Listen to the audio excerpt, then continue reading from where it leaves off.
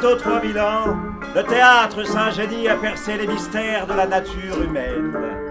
Mais la littérature a surpassé la dramaturgie le jour où fut écrit ce chef-d'œuvre, l'étrange cas du docteur Jekyll et de Monsieur Hyde.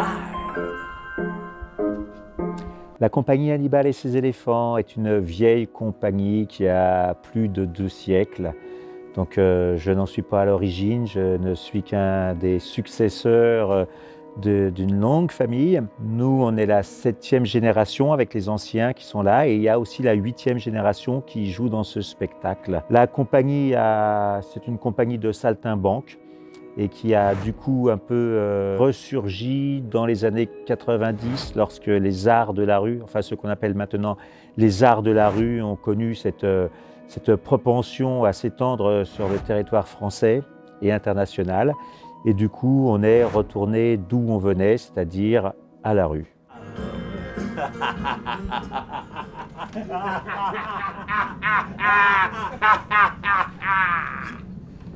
Sachez écouter, vous qui pouvez voir.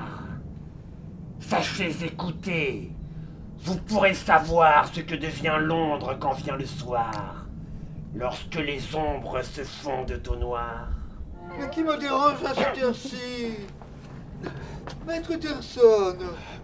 Madame Jekyll. Mais que se passe-t-il? Vous êtes pâle comme la mort. Le projet sur lequel on travaille, c'est une adaptation d'un roman de Robert Louis Stevenson, L'étrange cas du docteur Jekyll et de Monsieur Hyde, qui est un roman assez célèbre, qui, dès sa parution, a eu un succès assez phénoménal.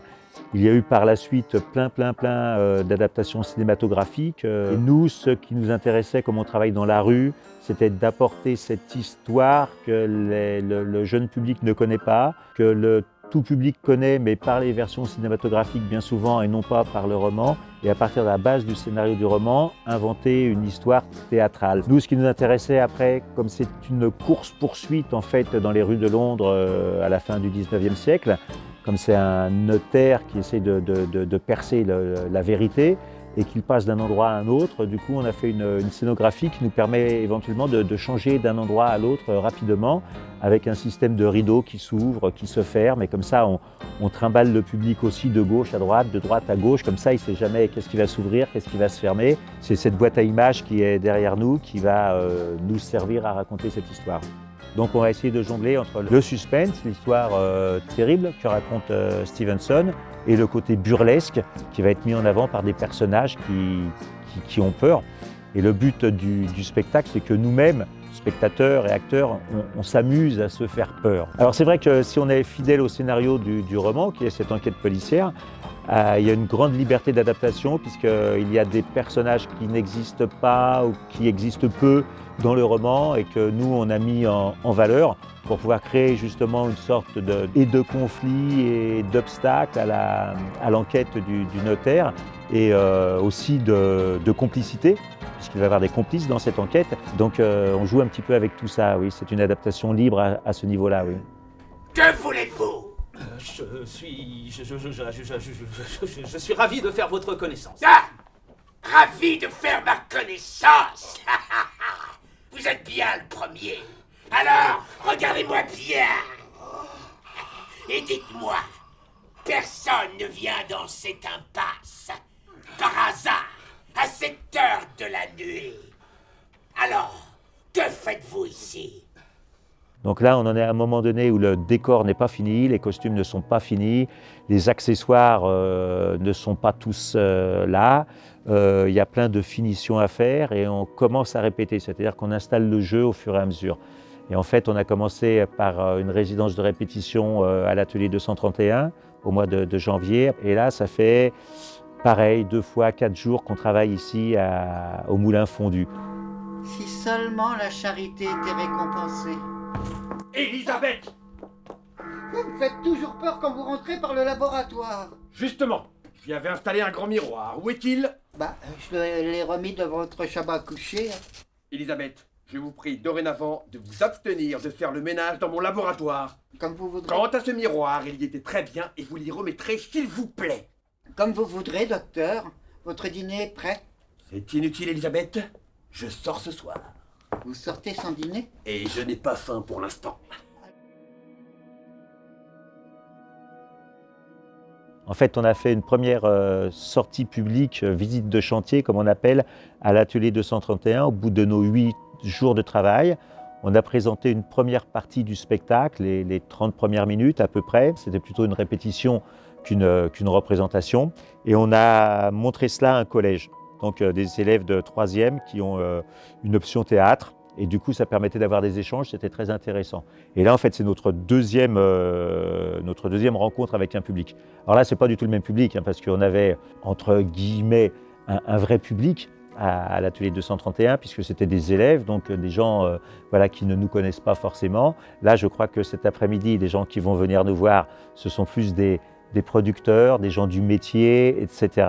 Donc ça va être dans une autre ambiance, je pense. De toute façon, quel que soit le public, c'est précieux parce qu'à chaque visite de chantier, on a des retours. Nous, ça nous permet aussi d'évaluer à quel moment on en est de la création du spectacle.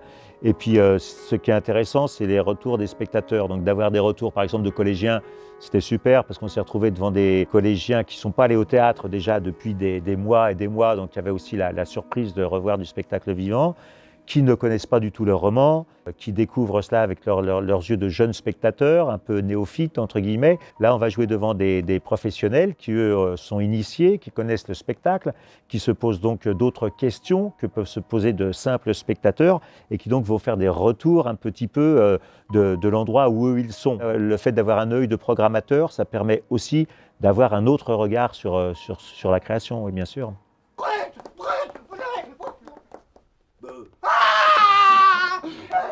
C'est ma canne, certes, mais je l'avais offerte à un ami. La belle excuse! Et quel ami? À monsieur Hyde. Tiens donc.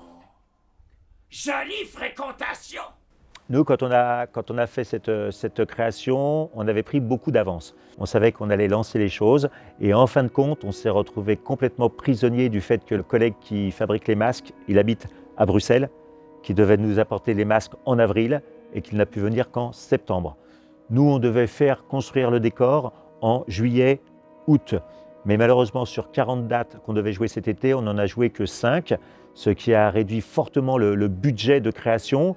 Et le budget de création, à un moment donné, il y a des choses qui sont incompressibles. La seule chose sur laquelle on pouvait réduire à nouveau le budget, c'était sur le décor. Donc on a dit, on arrête tout. Et en fait, le décor qui est là aujourd'hui, ce n'est pas le décor qu'on devait avoir à la base. La Covid nous a créé un vrai problème de décalage dans le temps pour la création de ce spectacle. De nos jours, on est en train de répéter un spectacle, là, mais qu'on va peut-être jamais jouer. D'autre part, ce spectacle qu'on joue, on avait des dates de prévues pour le jouer, de tourner, et en fait ces dates ont été annulées parce que les programmateurs, et ils le font bien, reprennent les spectacles qui ne se sont pas joués l'année dernière. Et nous-mêmes, les spectacles qu'on n'a pas joués l'année dernière, des programmateurs nous les ont reportés cette année. Donc c'est toutes ces dates-là qui feront qu'on ne jouera pas ce spectacle qu'on devait jouer. Donc on a une nouvelle création qu'on va jouer très peu au mieux, pas du tout peut-être, et c'est-à-dire tout le travail qu'on est en train de faire là, il va falloir le reprendre dans 6 mois pour se remettre dans le train de cette création, parce qu'une création, en fait, c'est au moment où on la joue qu'on arrive à peaufiner les choses. Toutes ces choses-là, c'est des choses qu'on acquiert, petit à petit, on les retient, et quand on commence à jouer, ça devient des mécanismes et on se débarrasse de toute la technique pour avoir le plaisir de jouer. Peut-être ce plaisir, on ne va pas l'avoir, et il va falloir reprendre dans 6 mois pour se remettre toute cette gymnastique en tête pour pouvoir rejouer. Mais Inch'Allah, on joue, sinon tant pis, on va voir. On fait comme tout le monde, hein, on est dans l'expectative. Voilà, ce que je voudrais dire, c'est qu'on a la chance d'être ici, d'avoir pu monter le décor, chose qui n'était pas gagnée d'avance, parce que les lieux de résidence où on peut avoir un confort de travail en France, ils ne sont pas très nombreux. Je crois qu'on est à 13 ou 14 CNAREP, Centre national des arts de la rue. Il y a aussi des pôles régionaux, mais en fait, ils ne sont pas légion. C'est des gens qui ont peu de moyens pour travailler, c'est-à-dire qu'ils n'ont pas les moyens des CDN, ils n'ont pas les moyens des scènes nationales. Nous, on essaye de faire un travail quand même quand on parle du tout public, on fait un travail pour le tout public. Je veux dire, quand on joue dans la rue, on a à la fois des enfants, des gens qui ne sont pas initiés, des gens qui voient un spectacle pour la première fois de leur vie. On joue dans des milieux ruraux, on joue dans des cités, on joue un peu partout, on joue pour un public très large. Donc notre travail, il est très particulier. On doit avoir une écriture à plein de niveaux pour satisfaire tous les niveaux d'exigence et puis satisfaire aussi des gens qui n'ont pas le bagage culturel qu'ont les autres. C'est-à-dire c'est vraiment un endroit de notre travail où on a besoin d'avoir des conditions de travail dignes du métier qu'on fait. Voilà. Et il y a peu de lieux. Il y a le Moulin Fondu à Garges-le-Gonesse. C'est vraiment une chance qu'on puisse y être pour faire ça. Et je remercie tous les autres lieux qui nous accueillent et qui ont cette politique culturelle, cette politique artistique de répondre au public, d'aller vers ce qu'on appelle les publics oubliés, parce qu'à un moment donné, la culture, si elle ne concerne pas tout le monde, eh ben, elle va ne plus concerner personne et on va aller la tête dans le mur. Voilà, donc moi je suis content, on est à Garges-les-Gonesse, là vous êtes ici présents, on travaille avec des associations, on est avec des gens de terrain, on est avec des gens des cités. L'autre fois, j'ai oublié de vous le dire, on est allé travailler au collège, on s'est mis dans le réfectoire, alors c'est des conditions de travail complètement, voilà, on a poussé les tables, etc. On a eu des enfants qui sont arrivés, on leur a présenté quelques scènes dans le réfectoire, mais si on ne fait pas ce travail, qui le fait ? Si ce n'est pas les CNAREP qui font ce travail, qui va le faire et comment on prend en compte les gens à qui il faut apporter la culture. Parce que d'eux-mêmes, ils n'iront pas dans les théâtres, ils n'iront pas dans les salles de spectacle, soit parce qu'il n'y en a pas, soit parce qu'ils les ignorent, soit parce qu'on a tout fait pour qu'ils n'y aillent pas. Voilà.